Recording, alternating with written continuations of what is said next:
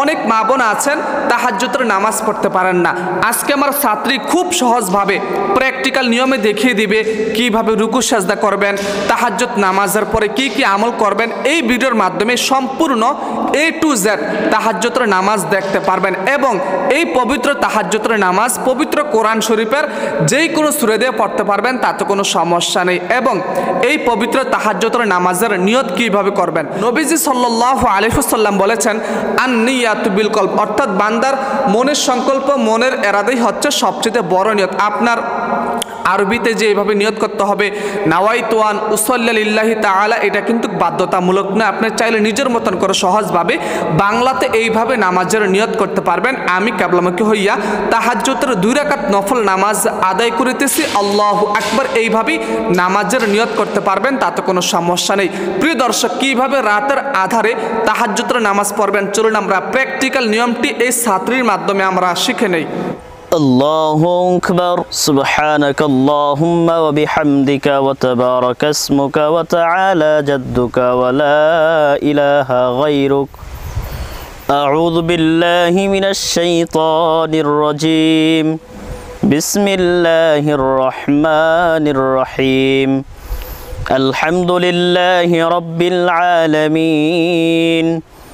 الرحمن الرحيم مالك يوم الدين إياك نعبد وإياك نستعين اهدنا الصراط المستقيم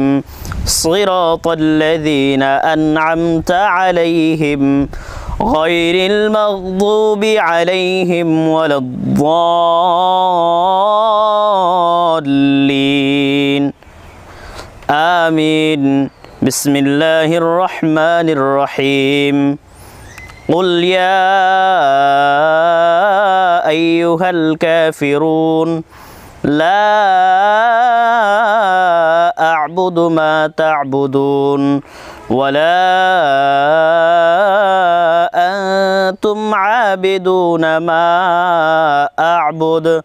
ولا أنا عابد ما عبدتم ولا أنتم عابدون ما أعبد لكم دينكم ولي دين الله أكبر سبحان ربي العظيم سبحان ربي العظيم سبحان ربي العظيم سمع الله لمن حمده ربنا لك الحمد الله أكبر سبحان ربي الأعلى سبحان ربي الأعلى سبحان ربي الأعلى الله أكبر الله أكبر سبحان ربي الأعلى سبحان ربي الأعلى سبحان ربي الأعلى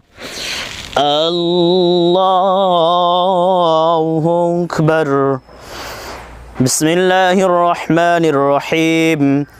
الحمد لله رب العالمين الرحمن الرحيم مالك يوم الدين إياك نعبد وإياك نستعين اهدنا الصراط المستقيم صراط الذين أنعمت عليهم غير المغضوب عليهم ولا الضالين آمين بسم الله الرحمن الرحيم إذا جاء نصر الله والفتح ورأيت الناس يدخلون في دين الله أفواجا فسبح بحمد ربك واستغفر إنه كان توابا الله أكبر سبحان ربي العظيم سبحان ربي العظيم سبحان ربي العظيم سمع الله لمن حمده ربنا لك الحمد الله أكبر